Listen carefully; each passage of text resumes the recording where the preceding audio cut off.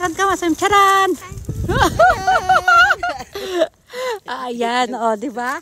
Oh, may ano na. Malaya na ako naglalakad mag-isa dito. Ken, happy?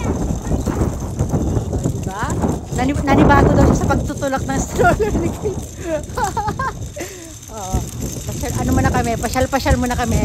Pang ano na ngayon ni Mama, second day. Ah, third day na pala ma. Third day na ni Mama dito. Parang kailan lang, nandito lang siya nung ano eh. Ganitong buwan din, nandito ka kaya ma. Ken, are you happy Ken? Yes. Sabihin mo, masaya ako. Yehey! Oh, ganyan ang ano namin nung pag nandito si Mama. Yeah, malaya akong naglalakbay-lakbay dito. Silang dalawa, banding silang dalawa maglola lagi. Ken, kay lola ka na, grandma. Mamaya magkikita sila ng biyenan ko. Ang kanyang kakampay-kampay.